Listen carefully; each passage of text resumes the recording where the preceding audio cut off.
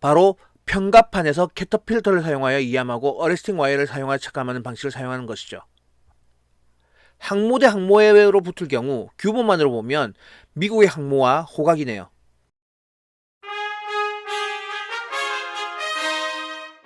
안녕하세요. 밀리터리 미니어처 매니아 3M입니다. 지구의 5대양을 지배하고 있는 국가는 뭐니 해도 미국입니다. 항행의 자유작전을 전개하면서 전 세계적인 해상의 질서를 잡아나가고 있지만 실제 항행의 자유작전이 기반이 되는 국제법이 미국과 영국, 유럽 국가들에 기반한 법률이므로 미국이 기초한 질서를 전 세계에 강요하고 있는 것이죠.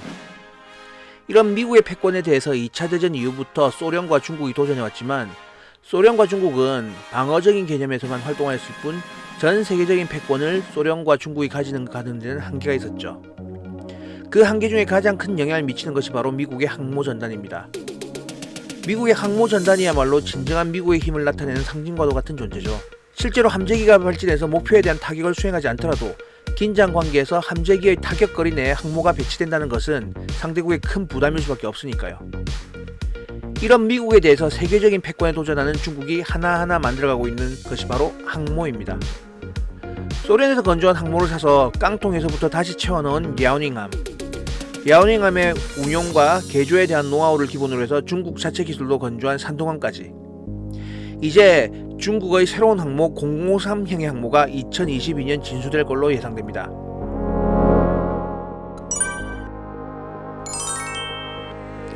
진수가 된다고 해도 여러가지 테스트나 개선을 위해 소요되는 시간이 필요한 만큼 실전 배치는 2025년 이후가 될 걸로 보이는데요.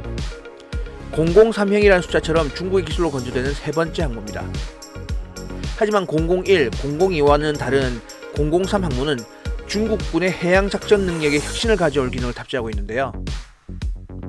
바로 평갑판에서 캐터필터를 사용하여 이함하고 어레스팅 와이어를 사용하여 착감하는 방식을 사용하는 것이죠. 사출 방법, 이 하나의 변경을 위해서 항모의 규모, 크기, 건조, 운영 기술이 완전히 바뀌어야 되고요. 그 바뀐 기술이 항모의 작전 능력을 완벽하게 변화시키죠. 일단 사출기를 사용하는 경우 함재기의 작전거리와 작전 능력이 비약적으로 향상됩니다. 사출기를 사용하지 않는 경우 함재기가 이하하기 위해서는 스키점프를 사용할 수밖에 없어요. 물론 수직 이륙을 할 수 있지만 이렇게 겨우 이함한다고 해도 현실적인 무장 탑재가 불가능하기 때문에 작전 능력이 없으니까 논외로 하고요. 그럼 스키점프에 비해서는요. 사출기를 사용하는 경우 스키점프보다 높은 무장과 연료를 탑재할 수 있습니다. 연료 탑재가 증가하니 작전 반경이 증가하고 최대 탑재량이 증가하니 좀 더 무거운 무기를 실을 수 있죠. 무장 탑재가 매우 중요한 상황에서 연료를 희생해서 일단 이륙을 하고 나면 항모 상공에서 대기한 공중급유를 통해 급유를 받으면 되니까요. 하지만 이것만큼 더 중요한 기능이 있는데 스키점프는 어느 정도 추진 능력이 있는 함재기만 이륙이 가능해요. 대부분 고정익 제트 전투기들이 이런 형태에 해당합니다. 제트 전투기가 아닌 자체적인 중량 대비 추진력이 떨어지는 대형 프로기는 스키점프를 통해서 이륙이 불가능해요. 항모에 탑재되는 가장 대표적인 대형 프로기는 바로 조기 경보기입니다. 대형 레이돔을 탑재하고 채공시간을 늘리기 위한 직선인 날개와 터보 프롭 기반의 추진기관은 태생상 짧은 항모의 스키점프대를 통해서 이륙하기가 쉽지 않죠. 하지만 지구의 둥근 특성으로 인해 원거리적 전투함, 시스키밍 방식의 대한미사일 등 다양한 적의 위협에 대비하기 위해서는 조기 경보기가 필수적입니다. 실제로 퀸 엘리자베스급보다 작은 드고람이 기를 쓰고 캐터펄트 이함을 채용한 가장 큰 이유 중에 하나가 바로 조기 경보기의 운영에 있으니까요. 캐터펄트가 없는 영국의 항모는 멀린 헬기를 사용해서 조기 경보기를 운영하는데 성능과 채공시간, 탐지 범위가 고정익기 대비 제한적일 수밖에 없어요. 이렇게 003형의 배치가 예정된 중국의 조기 경보기를 보면 KJ-600 기종인데요. 이건 국정마크와 도색을 빼면 E2와 구분이 되지 않습니다. 조기 경보기를 탑재하게 되면서 초수평선 지역까지의 탐지, 작전 중인 함재기들에 대한 지원 및 통제 등이 가능해지면서 전체적인 함대 작전 능력은 크게 상승할 걸로 보여요. 추진기간은 아직 발표되진 않았지만 현재 촬영된 사진을 기반으로 보면 연돌이 보이는 걸 감안할 때 디젤 등의 화석연료 추진 방식이 될 걸로 보입니다.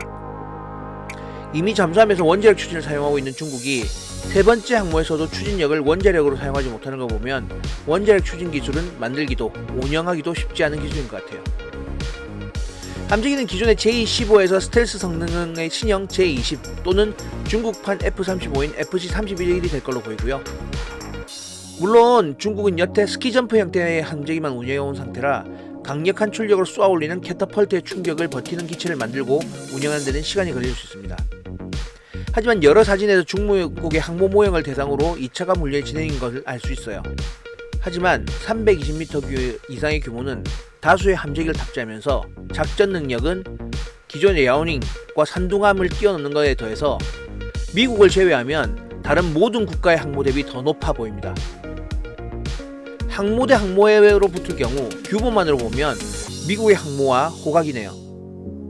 물론 항모의 전투력을 크기로만 평가하는 것은 당연히 아닙니다만 003형에 보이는 미국을 제외한 가장 큰 규모의 항모를 보유한다는 사실을 의미합니다. 하지만 이렇게 강력해 보이지만 진수가 되고 실전 배치가 되기 전까지는 넘어야 할 선이 많습니다. 당장 캐터펄트는 미국이 여태 사용하던 증기식이 아닌 미국이 최신 도입한 전자식 사출기를 사용해요. 전자식 사출기라는 것이 빠른 발진 주기, 발진 시 함재기에 더 적은 부담을 주는 등 좋은 것들 뿐이지만 당장 미국의 포드급밖에 탑재된 사례가 없을 뿐더러 아직도 포드급에서는 적지 않은 트러블이 발생하고 있는 걸로 알고 있어요. 하지만 아직 증기식 사출기도 구현해 본 적이 없는 중국이 전자식 사출기를 만들어내기도 어려울 뿐더러 만들어낸 이후에도 운영을 궤도에 올리기에는 많은 시행착오가 필요할 겁니다. 그리고 추진기관이 아직 결정되지 않았지만 원자력이 아닌 경우 작전 지역이 제한적일 겁니다. 당장 태평양 한복판이나 중동이나 지중해까지 끌고 나가서 작전을 하기보다는 항행의 자유작전을 진행하고 있는 영미 함대를 대상으로 하면서 대만에 대한 무력 시위를 위한 것이니 작전 반경의 제한은 큰 문제가 아니지만 범용성이 떨어지는 것은 분명한 사실이죠.